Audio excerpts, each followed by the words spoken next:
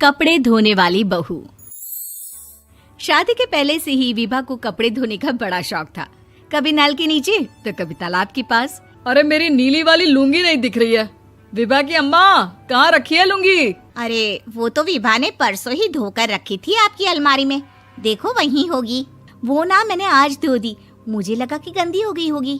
अरे कैसे गंदी हो गई थी? उसे तो मैंने पहना भी नहीं। हे भगवान, इस लड़की के कपड़े धोने की आदत से परेशान हो गया हूँ मैं। जितना तो घर में राशन नहीं आता, उससे कहीं ज्यादा डिटर्जेंट पाउडर का खर्चा है।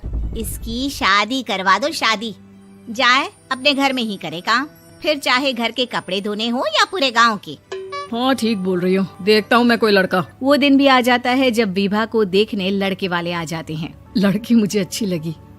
होने वाली सास कहती है, बेटी अगर कुछ पूछना है तो पूछ लो। वैसे तो हमारी लड़की बहुत ही शर्मीली है, जो बोल दो वो मान लेती है, इसे क्या पूछना होगा। अरे कैसी बात कर रही हो माँ, मुझे इन लोगों के घर रहना है, सवाल तो कई है। हाँ हाँ बेटा, पूछ लो ना, क्या पूछना है। आप लोगों के घर कपड़े कौन धोता है? सास का मुंह बन जाता है। देखो, अगर तुम ये कहना चाहती हो कि तुम्हें कपड़े धोने नहीं आते तो सुन लो, कपड़े मैं ही धोती हूँ, लेकिन तुम्हारे आ जाने के बाद मैं रुमाल तक नहीं धोऊंगी। अरे चुप रहना भाग्यवान, बहू बेचारी घर आई नहीं, उसे डराना शुरू कर दिया। वो क्या है ना बिटिया, अभी तक तो ये कल्लू की माँ ही धोती थी, लेकिन अब तुम्हारे पापा तो दहेज में वॉशिंग मशीन देंगे ही। तभी विभा की माँ बोल पड़ती है, सवाल भी पूछा तो क्या। वैसे भाई साहब, मशीन की तो फिर भी कपड़े धोने की कैपेसिटी होती है, मतलब जो बिटिया दे रहे हैं ना विभा, इसे कपड़े धोने का बहुत शौक है। ये आप लोगों के क्या, आस पड़ोस गांव मोहल्ले सबके कपड़े धो दे और उफ तक ना करे। बाहर देखा नहीं आपने कितने कपड़े सूख रहे हैं, सब हमारी बिटिया ने ही तो धोए हैं। बस भी करो ना माँ, शर्म आ रही इतनी तारीफ सुनकर। और तो और एक दाग निकाल कर दिखाओ तो मान जाओ। हाँ अच्छा अच्छा, माफ करना बेटा, मैंने गलत समझा। हमें तो रिश्ता बहुत पसंद है। और ऐसे जुड़ जाता है रिश्ता कपड़े धोने का शौक रखने वाली विभा का। उसकी शादी हो जाती है कोयला फैक्ट्री में काम करने वाले कल्लू के साथ। शादी के बाद अचानक विभा चिल्लाती हुई सास के पास आती है। सासू माँ, अरे सासू माँ कहाँ है आप? ये तो धोखा है, धोखा दिया आप लोगों ने मुझे। इसे ससुर के चक्कर के बारे में पता चल गया। अरे तो उसमें तुझे क्यों धोखा मिला है? अरे नल में पानी नहीं आता, कपड़े कैसे कब धुलेंगे? अच्छा अच्छा, तू पानी नहीं आ रहा उसकी बात कर रही है। तो आपने क्या सोचा? कुछ नहीं। अच्छा, तेरी माँ ने कहा था कि कपड़े धोने का शौक है तुझे, याद आया मुझे। शौक शौक बोलकर कपड़े धोने वाले मेरे जुनून को कम ना आके सासू माँ, कपड़ा धोना मेरा गुरूर है। तभी पति भी वहाँ आ जाता है। अभी अभी मैंने इसे सनी देओल की फिल्म दिखाई है, उसी के डायलॉग मार रही है माँ। अच्छा सुन, साफ साफ बता रही हूँ, पानी सुबह 4 से 6 और शाम को 10 से 12 आता है, समझी? विभा टाइमिंग सुनकर हैरान हो जाती है। ये क्या भूतों का मोहल्ला है? सुबह 4 बजे उठकर कौन कपड़े धोता है? 4 बजे टंकी में पानी जाता है, फिर सारा दिन धोना ना, किसने मना किया?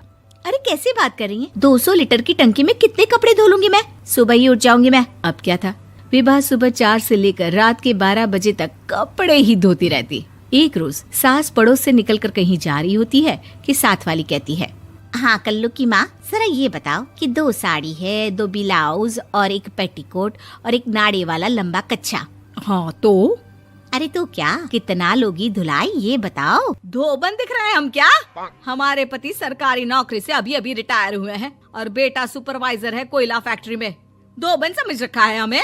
हाय रे कल्लू की अम्मा, माफ कर दो, वो तो मोहल्ले में यही सब बता रहे थे कि तुमने बहू को कपड़ा धुलवाने के काम में लगा दिया है। सास को पड़ोसन की बात सुनकर गुस्सा आ जाता है। वो घर पहुंचती है जहां घर के बाहर ही इतने सारे कपड़े सूख रहे होते हैं जितने कि किसी धोबन के घर पर। अरे ओ कल्लू की दुल्हन, बाहर निकल।